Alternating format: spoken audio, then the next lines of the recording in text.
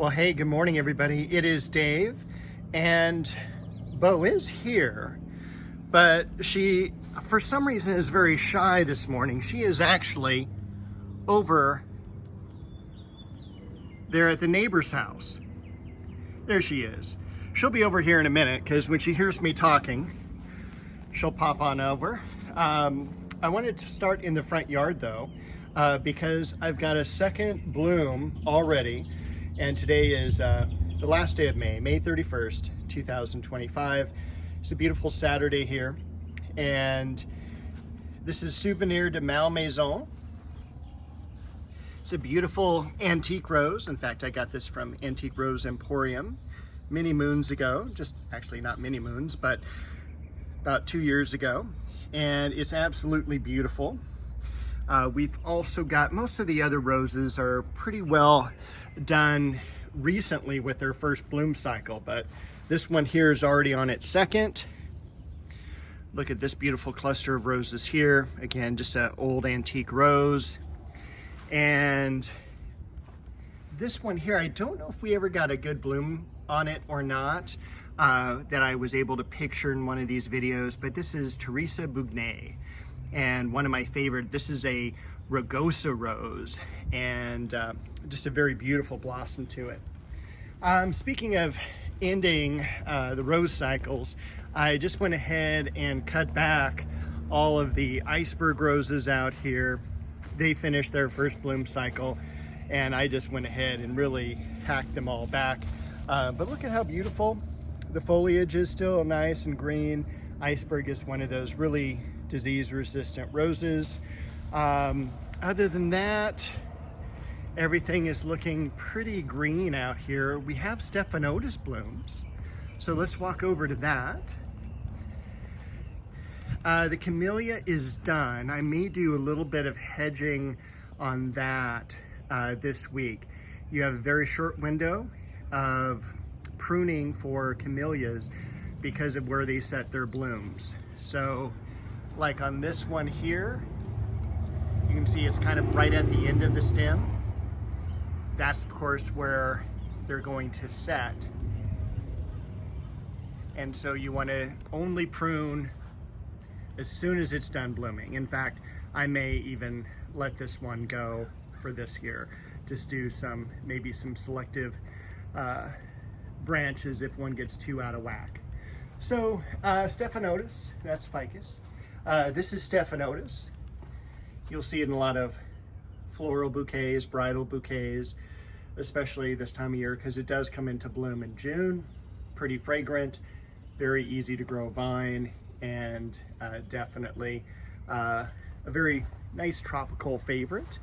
There she is. I told you she would come out and visit us because she's a ham and she loves to be on the camera. So we're gonna, I think, take her back into the backyard and we will walk around. So let me grab her real quick. Ah, I got her. So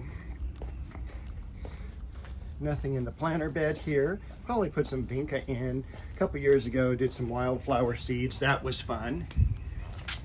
All right, Bo's back here. And look at the Mandevilla. Beautiful blooms on that, very easy to grow, very low maintenance. I also brought out my pruners because guess what? We have some harvesting to do. So it really is a true vegetable garden. And we're gonna go ahead and snip our very first crookneck squash. And we'll heat that, steam that for dinner, or at least as part of dinner. And then over here, there were a couple zucchini plants, or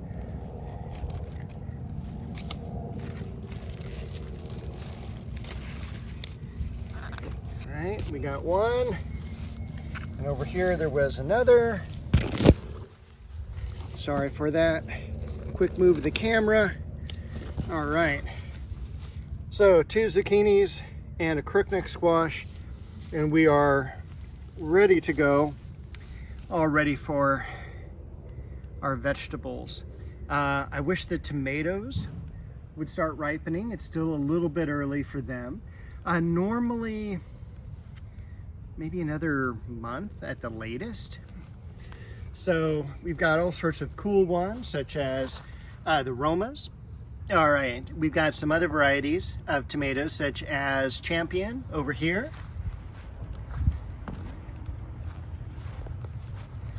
We've got just a normal beefsteak variety. Got pepper sweet banana, Cherokee purple. This is Anaheim pepper, Arkansas Traveler, and Brandywine, but unfortunately no fruit on the Brandywine yet. I hear it is a smaller producer, but we'll see how that goes. We did plant, just for kicks, some cantaloupe over here, as well as here.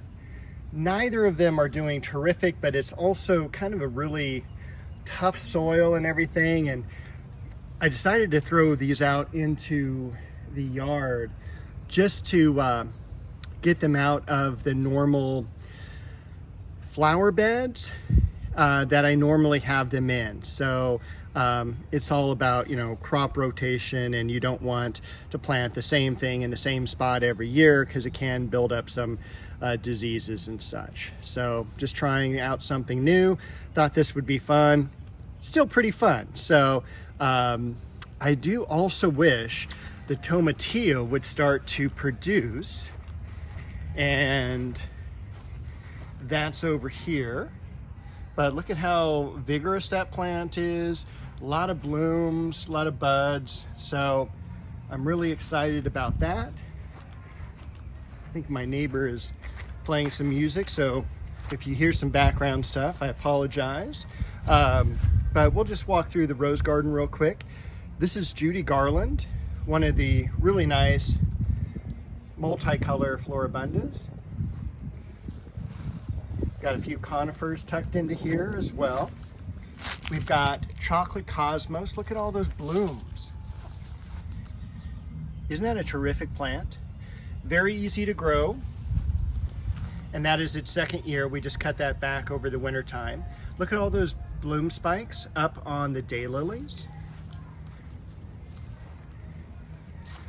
Got some dianthus. This is third year on the dianthus.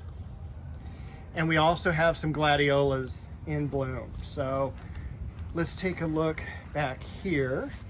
I can't get too far back there, but here we have some gladiolas coming into bloom, and a lot of, as you saw in the other one, a lot of bud spikes to open. So those are doing great. Shasta daisies, looking beautiful. The last few blooms left on the foxglove, these are really have become one of my favorite plants to put in. The dogwood tree suffering a little bit. It was 100 degrees yesterday, which is a little bit of a lie. It was 98 here, but that's close enough to 100, and it did suffer a little bit, but I'm gonna put a little shade cloth between the fence, do a couple stakes out here to protect it a little bit more. I don't think there's anything else back here, so let me switch around. There's Bo. Tournament of Roses, always a great rose bush for back here. I did do some pruning at the base and thinning out of the almond bush. This is going to get up about 10 to 12 feet in height, provide again a little bit more shade back here. So the idea is the crabapple back here.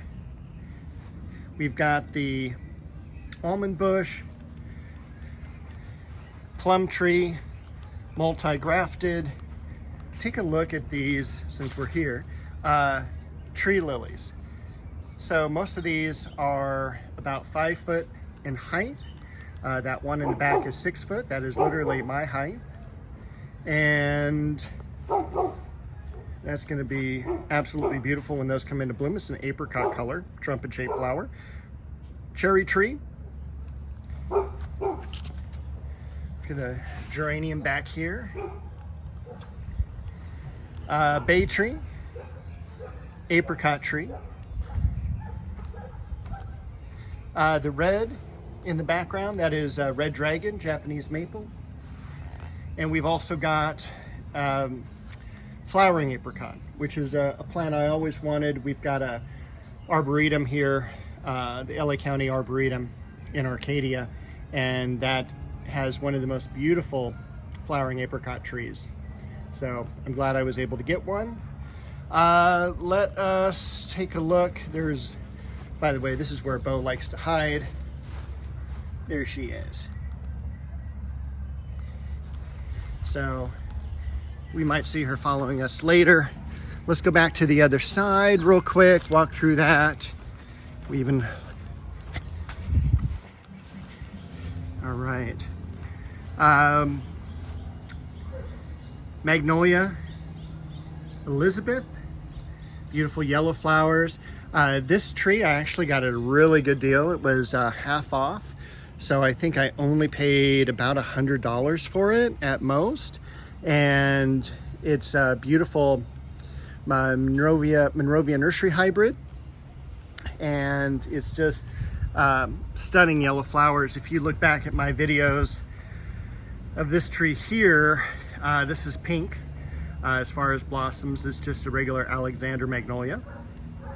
But I've got the yellow here.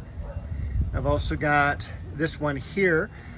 This one did struggle a little bit last year, but I can even tell you right now, it's got about twice the amount of foliage that it had from last year. So I'm really pleased with how that is growing.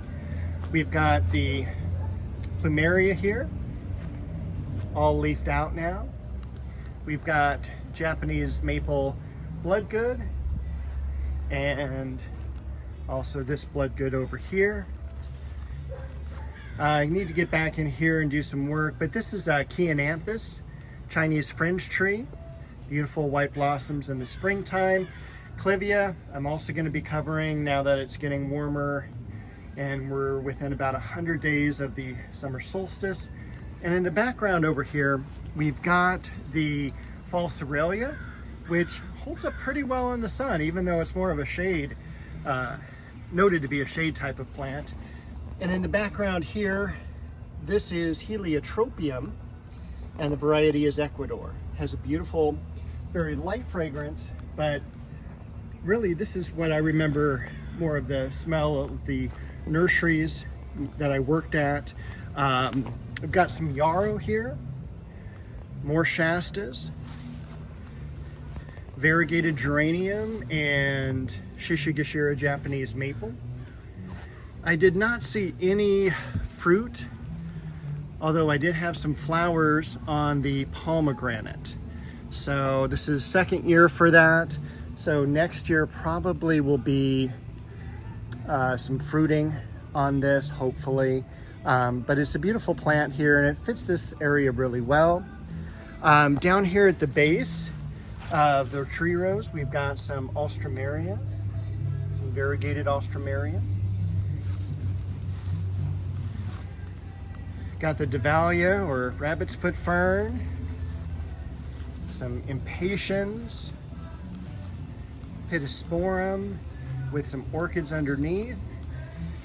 We've also got a beautiful daylily here. There we go. And also look at this ruffled one that just opened up this morning. So not quite fully open. Forsythia in the background. And I was thinking if there's anything I need to tell you about back here. I don't think so. But we can always see how the California buckeye is growing.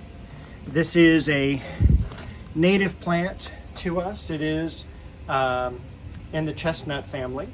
And this is, you can kind of see the seed that it came from.